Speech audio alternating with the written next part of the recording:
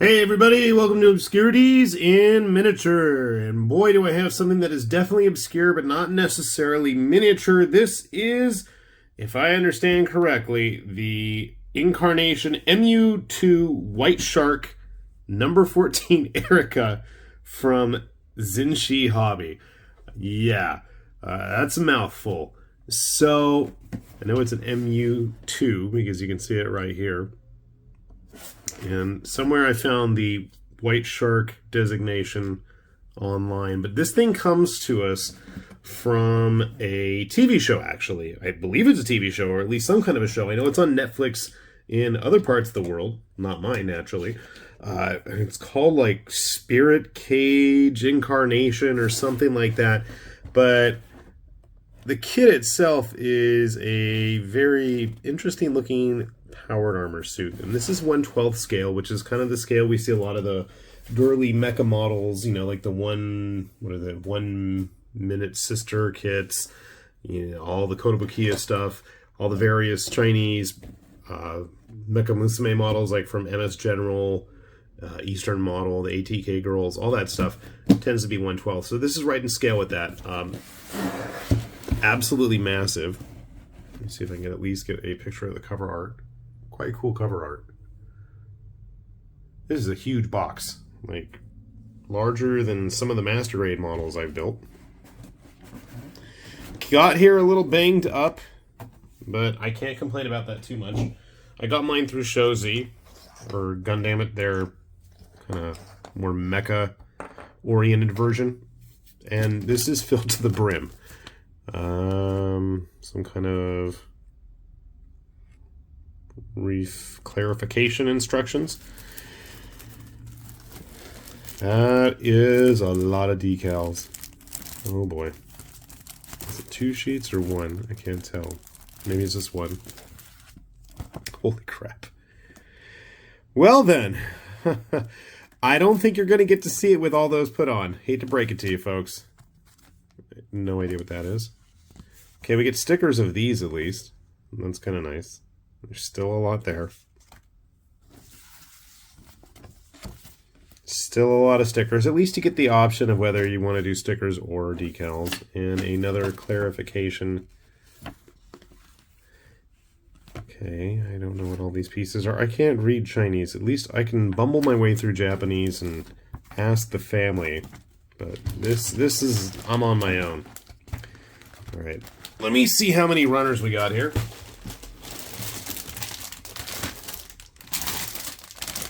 They are all color injection types, so that's always a plus. I'm going to spare you opening every bag here. Looks like the shield parts. I mean, it's fairly substantial. I'm not seeing tons and tons of little tiny bits outside of the stuff in this bag so far. Everything looks pretty reasonably sized. More shield parts.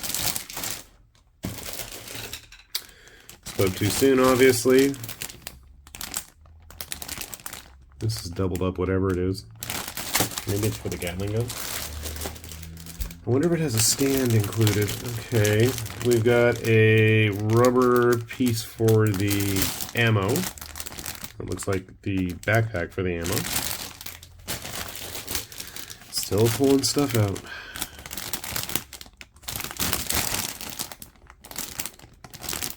No idea. Bunch of red parts.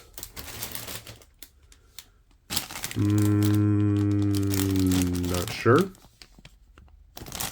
Doubled up with those. I just spoke too soon. I'm not seeing tons of tiny little, like, you know, individual tank tread bits, so that's a good sign, at least. Joints. Frames of something.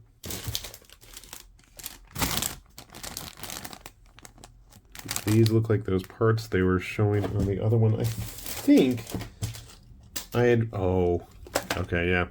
I want to say some of these are actually available in metal. Maybe that was like a first run thing. hands. 3-part, looks like. Polycaps. Metal rods.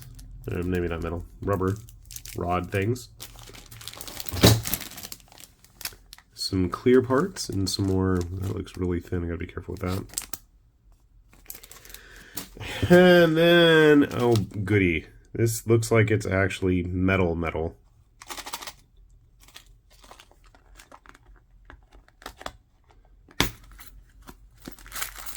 Yeah, those are actual metal parts here. So I don't know if I'm going to use this or not.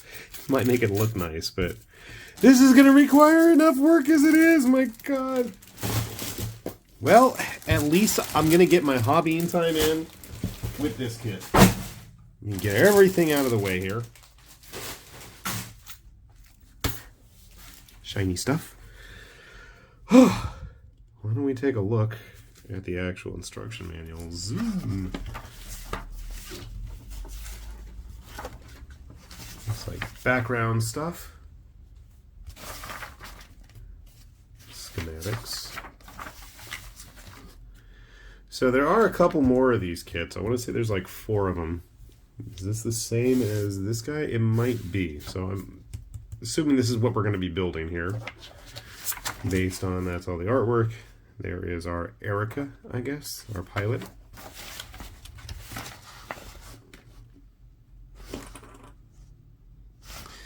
For some reason, looking at this, just the bulk, the size, the colors, the plastic, and I don't know why, but it really gives me like mid-90s Tomy Z-Night vibes. I have no clue why. This one looks a little bit more decked out in this picture, and I don't know really why that is. I don't think there's anything different.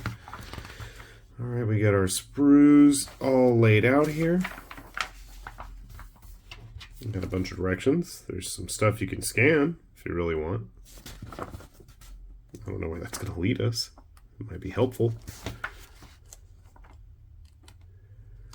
Fairly copious notes on how to build things. I don't mind taking step by step. It looks like most of the individual steps are just like add 1 or 2 pieces. And then there's like these randomly colored parts. You should do that all the way through. I mean, this is a color manual. Why not?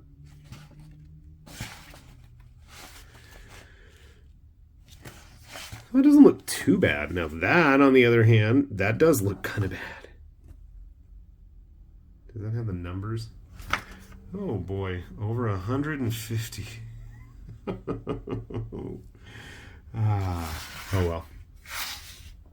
And there's even stickers on the equipment. Well then, I think I've got my work cut out for me. I, at the very least, am going to build everything with irregular plastic, at least. I worry about these based on my interactions with other kits that had metal parts on it. We'll see. And the dogs are barking, so that's probably a good point for me to stop, get this started, and see how things turn out. So sit tight. Alright, we got our big power armor dude all put together here. And I gotta say, number 1, it's big. And number 2, it was actually pretty simple to put together. Despite the size of the box, most everything was pretty easy and straightforward to put together. There were some issues. There always are, you know. But for the most part, everything really just did what it was supposed to do. The issues that I had, which we'll talk about here, and I didn't have a chance to really put any of this stuff on. I was having a tough time trying to get the metal parts in there, so I just gave up. I didn't bother.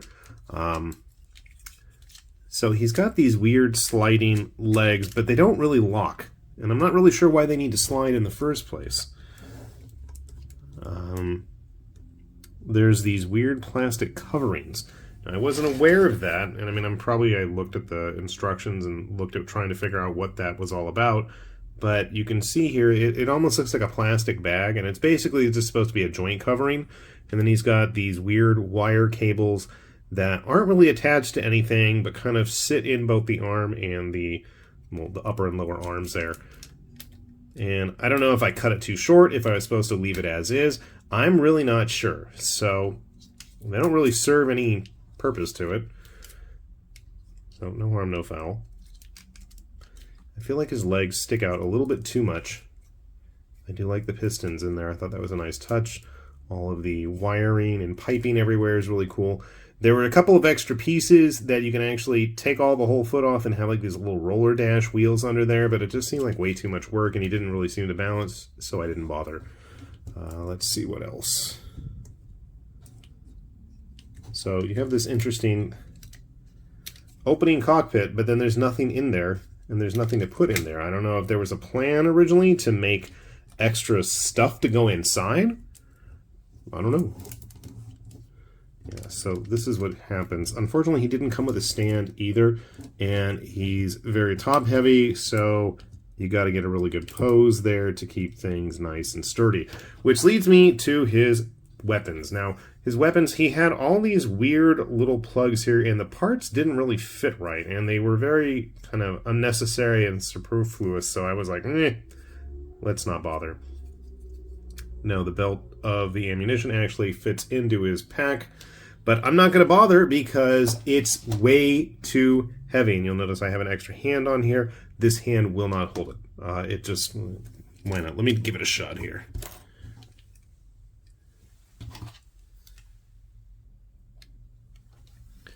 So, yeah, the gun itself is so heavy and so bulky, and it's like pulling off this wire thing and not connecting. I just had it too, darn it. Well, I guess on the one hand, it keeps it standing up. But yeah, that's going to be a real issue. Again, I think just due to the size, due to the weight, it was bound to happen. And it's the same issue with the shield as well. Now, the shield's got this weird, gimmicky, like, sliding out feature, but the parts don't lock in very well, and they just want to pop off. So I wasn't impressed with that. I've got the harm here. Again, it's got like a little clip indentation thing for the hand to attach to, but it doesn't do a really good job. And same situation, he can hold it, and it's just going to stand there, keeping his body from falling over. That's about it. So I don't think this particular model is going to really, without the aid of any kind of, like glass transparent stand display bits, I don't think he's going to be able to get into any real interesting action poses. And just for a size reference, I'm not kidding when I say this thing's big. That's a 1/144th Gundam. This is supposed to be a 1/12 kit, so I grabbed one of those girly kits of mine laying around, and you can see she comes up to about the chest. I was thinking maybe if you take the top half off and shove it in there, but it didn't work. I tried that. That one was from Eastern Model with a MS General figure. It's a little bit closer in size, but I think these figures are more like 1/10 scale, even though they say 1/12. So yeah, I guess take those sizes with a grain of salt. But honestly, I think if you wanted to glue it into a pose, I think it'd be a nice looking, I don't know, you could use it for something like, I was going to say Chrome Hounds, that's not right. Gamma Wolves, that's the game I was thinking of. I think posed and appropriately based, I think that might be a fun one to have. It would certainly be a cheaper option than printing up an entire knight or, something similar. Since it's about the same size, just slap it on a base and you're good to go there. Definitely has that aesthetic that you would want to see with a, anime-inspired mecha game as well, if you were going to go that route. So overall, a fun little build. I'm probably still going to actually sit down and go ahead and put some of the decals on there, or probably the stickers, but just haven't had a chance to. Wanted to show how it turned out. You can see here, just like I said, it's very top heavy, and the way those joints, I guess I can try playing around with getting those locked in better, or just gluing them set. It is able to stand on its own at least, but I think it would benefit greatly from some sort of a display stand as well. So something new, something different. I got mine through Show Z. If you guys are curious and want to check it out, I'll have a link down there below. I've used them for a lot of these Chinese manufactured kits, and I want to say I'd rather see original works, and even if it's original licensed works like this, as opposed to blatant knockoffs and, you know, gray area third-party interpretations. I'm all for more original designs. So I'd like to see that encouraged, and I'd like to see more from this company. I think I may still end up picking up the model with the blade. I think that might be a little bit easier to stand and pose. And I mean, overall, the joint flexibility is pretty decent. You know, don't get me wrong, it's actually quite posable. It's just, oh, I popped out the little pistons in his leg, darn it. That I should have known better. So overall, not a bad kit, not a bad first try. As far as I know, maybe these guys have put something out that I'm just not aware of. And again, I wish there was something about the way that the whole front of the torso opens up, but then there's nothing in there, and I don't know if there's anything made yet specifically to go in there. If you guys have any ideas, thoughts, suggestions, or are aware of anything, by all means, let me know. But yeah, definitely an interesting kit, and I'm always out on the lookout for new and interesting models, so you know they'll show up here. With that said, this has been High Lord Tamerlane with Obscurities and Miniatures, saying thanks for watching, and we will see you back here soon. Bye-bye.